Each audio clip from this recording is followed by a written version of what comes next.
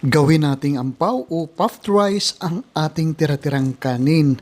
Napakasarap din itong panghimagas o pang merienda na rin. Napakadali lang gawin ito. Tara, gawa tayo. Hi, I'm Dance and this is my channel.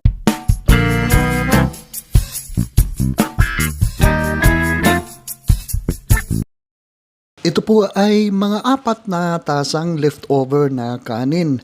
Buwagagin lang po natin ang ating kanin ng ganito.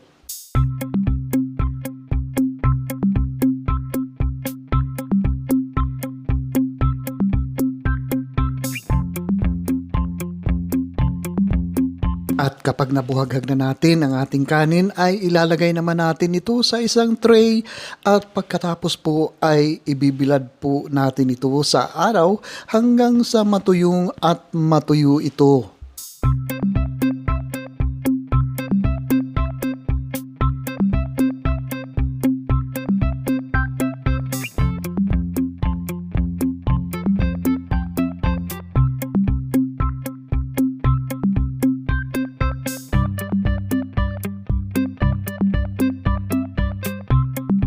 At ito na po ang ating ibinilad na kanin. Ito po ay tuyong-tuyo na po ito at ready na po ito nating iprito. Magpainit po tayo ng mantika sa isang kawali at kapag mainit na ito ay ganito natin iprito ang ating kanin. Kunting-kunti lang po tayo magprito ng ating kanin para lutong-luto po o mag-puffed ang ating rice po dito. Siguro ipriprito lang po natin ito ng mga 10 seconds lang po kasi madali po itong masunog. At habang ipriniprito natin ang ating rice po dito ay special shout out kay Imelda Raho ng Bagong Silang Caloocan City at saka kay Nelia Maligaya ng Mindes, Cavite. Maraming salamat po sa palagi niyong panonood sa aking mga video recipe. At kapag naprito na natin ang ating rice po dito, sa isang kawali naman po ay maglalagay po tayo ng mga 3/4 cup na sugar, granulated sugar po ang gagamitin natin ito. At saka maglalagay po tayo dito ng mga 1 tablespoon na calamansi juice po dito. At sisindihan po natin ang ating kalan ng medium heat at pagkatapos ay hahayaan lang po natin na matunaw o kumulo ang ating sugar. At pagkatapos ay isuswirl po natin ang ating kawali dito para pantay-pantay po ang pagkulo ng ating sugar po dito.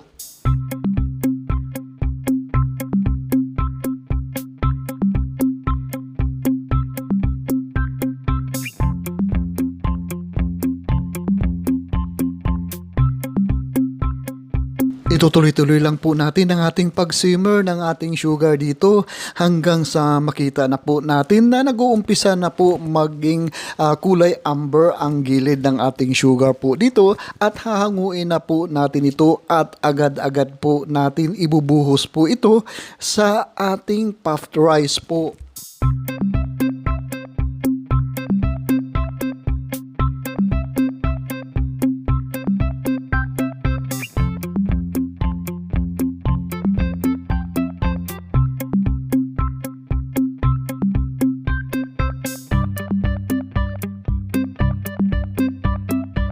Hahaluin naman po natin ito ng mabilisan po hanggang sa mag-coat po ang ating caramelized sugar dito sa ating puffed rice. Mabilisan po ang ating paghahalo po dito para mailatag natin agad doon sa ating tray mamaya.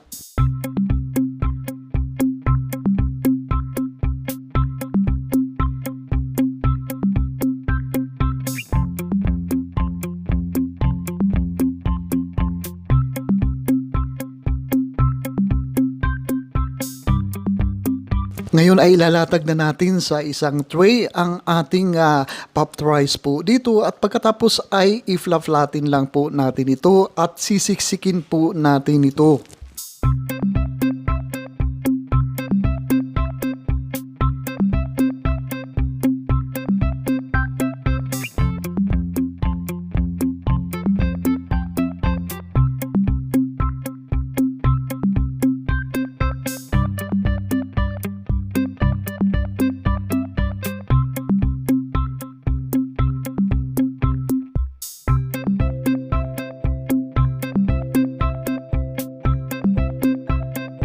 Gagamit po tayo dito ng rolling pin para masiksik ng maigi ang ating pop price po dito.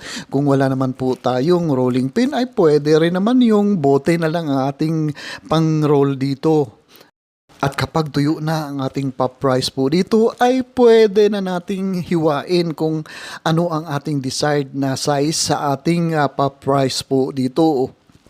Pwede ring square ang ating shape ng ating pop rice ay pwede rin natin ilagay sa isang hulmaan ang ating pop rice kung anong hugis ang ating nais na gawin sa ating pop rice po dito.